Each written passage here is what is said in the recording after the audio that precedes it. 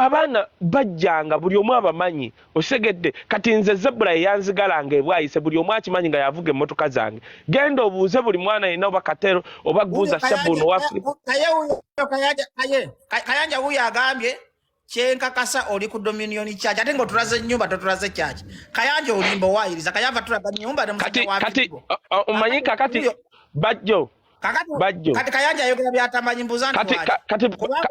bwabadde otandika live eno otulaze introduction yonna bulungi kati nyingire munda nyingire mubitanda nkole ntya kati nkole ntya kati nze Kayanja kakati kansoke nziremu kino ebintu biri oba bisatu bajjo tetu nze nkugambye Dominion Church yatandikira Uganda musumba wayo ye kabuyeye asokezako gende eri wotuka ku URA bayitayo kinna wataka ye wasangibwa Dominion Church omusajja najje Canada nagisimba newajja omusajja omulala wamita gundi Pastor Eddie Jumba bisala bya Pastor Eddie Jumba ye yakyaza ne Bob Wine buli munnayuganda watuukira lwa nsonga church nene n'akagendawo mulundi ogu nagenze kusaba ogu era bw'otuuka wali obanga ali mu Uganda kuba abannayuganda bakuŋŋaanawo wabawo service bajja bavuga bakola ki kakati what is wrong with that ekyokubiri Kayanja kankubuuze lwakyo anyway naye kankireke nokireka kankireke bwe twatandika live eno alabye gyotulaza alabye gyetwatandikidde live nti otulaza amaka alabye gyotandikidde live kati muddemu ntya kati mugambe ntya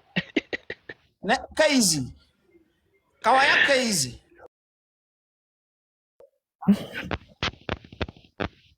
Kayz omu America kati Kayz ngolinga go bakozesa oli magulu ga mkazi ngoyogera mpola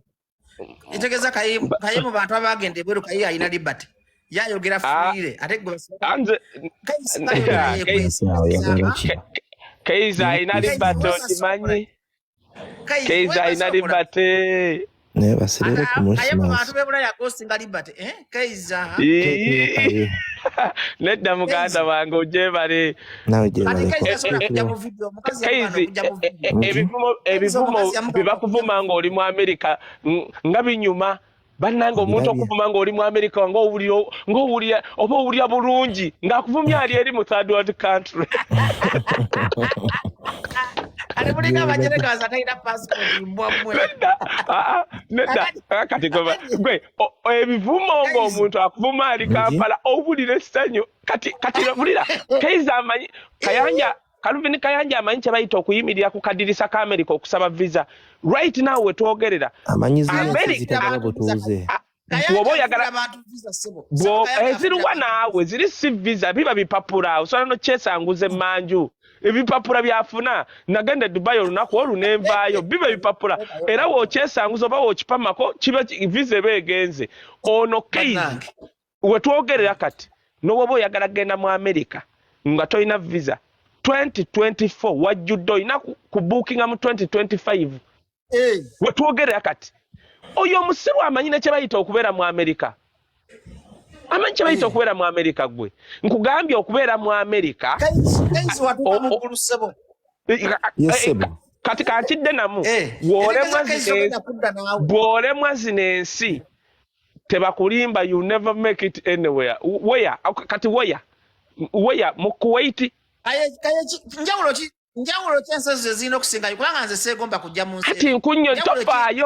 tofaayo nezino ensi tofaayo zisobola okuba tezikwegomba nze nkugambye fe abamu tujja we are not starting life Kayz yagenda mu America at his peak Kayanja tadreaminga na kutuukawo oyo Kayz buli TV yali esobola musayininga newakomawo mu Uganda tasobola kubula media esobola muyimirizaawo kyenkunnyonnyodde waliwo abantu abajja mu nsi zino nga batandika bulamu from zero waliwo abajja nga balina bye batuuse kati osobola ovuma Fifida Queen awangula n'omusango ng'ali mu North America gwomanyi kye kitegeeza kati Fifida Queen ali mu America ali eno North America alina abaana be awangudde company nene kati ng'omwasamira kati kutudde muki kaye kyenkubuuza Kayz okumanya bamufuga lwaki tagira mu video goyina libate okulaza Kayz anti kati yabula ebintu ssebo omusajja agambye yeebase asobola okuba yafusuze mu Nevada kakati nga kyekyo usitegedde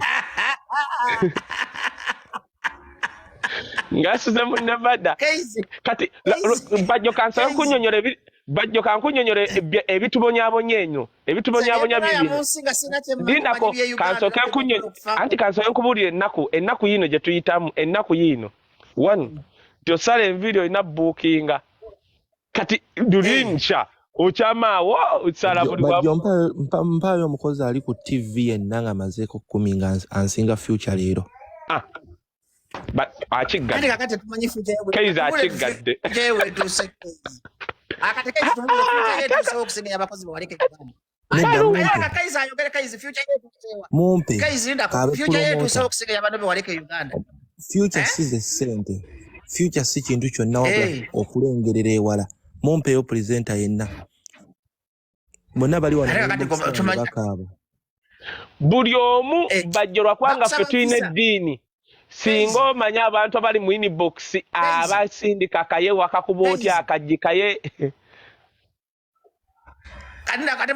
mwafuuka ba agent kasuku bagambe kasuku huyo akusinga Kayz bagaye Patrick Mujuka akusinga abantu babo benyine bakuddamu sebo jagenda weewaane wano kuba Patrick Mujuka aliddawa Kayz jagenda weewaane bagambye kasuku muteka wa presenter asinga Kayz future Kayz yogera we omanyi nti nno ennyonyi z'obwerere bagambye zisangibwa Dubai muntu kasuku Kayz bagambye Patrick ne kasuku nesi bifo bagambye esi bifo kanjogereko kati soko yogere nkuze munda ffe abali mukola sebo kampulirize nze munnamawulire abadde asingawo obutone future bajjo between me and you kimanyi era nga nina n'obuvunaanyizibwa between me and you akimanyi kayese yava Kampala nga mwavu bagambye Zambali sirika bakunnyonnyole naawe bali mu kunnyonnyola bajjo kankubuuze kiki engenda okukola kitwaka kyatannakola kiki engenda okukola kati kyataakola kiki esikoze emyaka 7 gye mbaddewo Faida nakazibwe kati yakusinga abakazi abali kati yakusinga abakazi abantu bajjo sirika naawe omusajja ayogera ebintu by'amagezi yogera Kayz ninaweza myaka 3 kayali kusaidiyo bwe buzibu kale yogera Kayz ninaweza myaka 3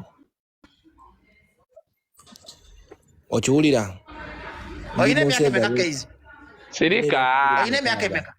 26 njaga abantu bamanye anti buuze ebibuuzo nga nkuddamu anti njagala nkubuulire oyina emyaka 26 media najitandika n'emyaka 19 nga nakava mu senior 6 nembloginga nenkola YouTube nenkola nempandiika kati nengenda ku TV ngera nkola bayimbi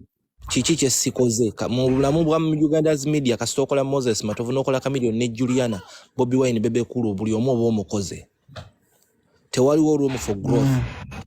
okoze babajjo babye sente bagaggawadde abababi babye sente bagaggawadde gwoyina ki opportunity platform weri sinti buli muntu agenda mbyabufuzi nti nno ngenda mfuka MP yes nowemba nfunye omukisogo nayo inobako wosinzirira bajjo ine ebyobugagga oyina washingibbe eri wakati mu kibuga oyogera bintu byange yogera bikwata naye presenter akutyaza ayina ki